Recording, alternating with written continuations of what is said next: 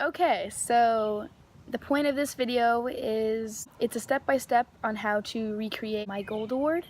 And basically what my Gold Award is, I made posters for every single classroom in the middle and high school that revolve around the curriculum while also incorporating themes of anti-bullying or other positive themes.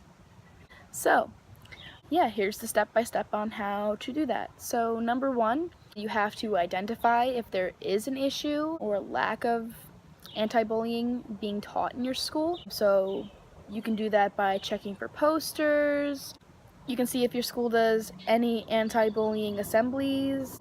You can ask other students to see if they're even aware of how bullying situations are dealt with in your school. So number two, if there is a lack in anti-bullying being taught within your school, find out in what aspects. Number three, if there is a lack of visual aids within the school, like mine, you can talk to the disciplinarian or the anti-bullying specialist to see if there are any projects already on their way that deal with anti-bullying. Four, if nothing is in progress, I would suggest talking to the principal to get the project actually approved so you can begin. Number five, once you actually talk to the principal and once the project is approved, I created a pre-survey to evaluate the current effectiveness of the anti-bullying strategies within the school. I did that using a simple Google form, and I talked to my advisor, and I had my advisor email the principal, and the principal sent out an email to every student within the middle and high school with a link to my Google form, which was really cool. Number six, talk to each teacher and brainstorm possible poster ideas. Have to deal with anti-bullying or any other positive theme that can be woven into the curriculum. And some examples of possible poster ideas include quotes from books that are read in school, a vocab word, a general topic, an event in history, a piece of art, etc. It can honestly be anything that's taught within that classroom. Number seven, here are some guidelines for each poster. So to make the poster super effective, you probably want to include a textual part and a visual part. Ideally, the poster should make some sort of sense before the lesson is taught, but after the lesson is taught, the poster should make sense on a deeper level. Also, it's very important that the teacher has a say on what is being hung up in their classroom, so they will continue to put it up each year. And of course, the poster must include appropriate language and images.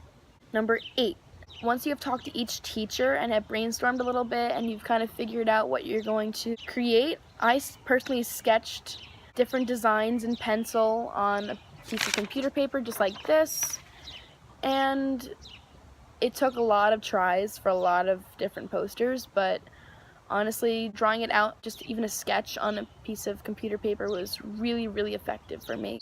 And it made it easier for me to visualize what each poster was going to look like at the end. Just another quick thing. So when you're drawing out the posters, you can definitely see if it's missing something or like doesn't fit part of the criteria or just doesn't sound right. Maybe the words aren't arranged correctly or maybe some of the diction isn't what it should be, but I don't know, drawing it out helps me out so much. Number nine, create the final versions of the posters. Either you can use Photoshop, any other photo editing software, or you can hire a professional to do the work. I personally was very lucky that my advisor knows a professional to design all the posters, so I didn't have to. But even for someone who doesn't even know how to use Photoshop or any other software like that, it shouldn't be that difficult to create the final product. And then a little bit more about each specific poster.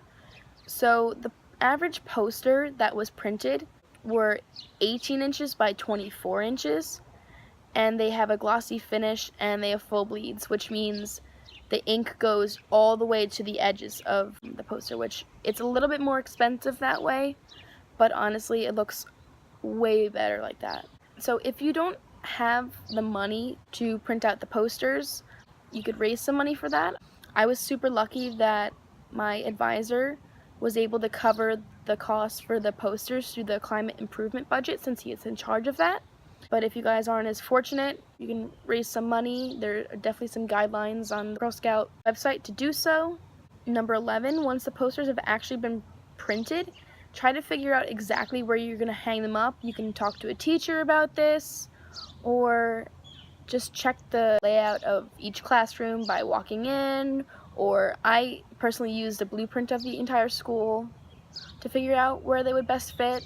Number 12, actually hang up the posters. You might need to get in contact with building and grounds or a custodian to help you out. Number 13, you can evaluate the effectiveness of your project through the same survey that was used earlier. So I just had my principal resend the Google form that was sent out earlier in the year, and after a few days or so, he just compared the data from the pre-survey to the post-survey, and it was without a doubt that my posters made a difference within the community.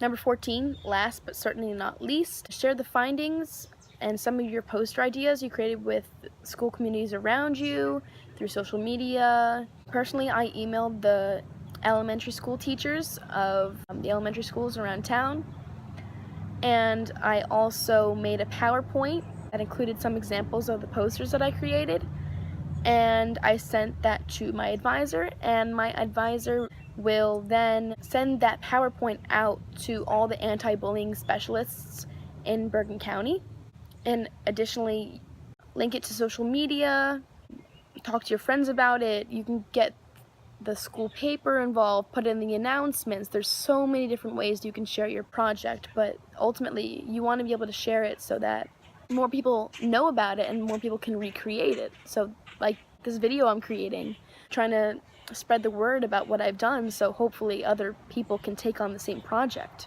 And honestly, if there's one thing to take from my Gold Award, and I cannot stress this enough, get more people involved. Seriously, get more people involved. Before I had anyone involved, I pretty much thought that this Gold Award was nearly impossible to do.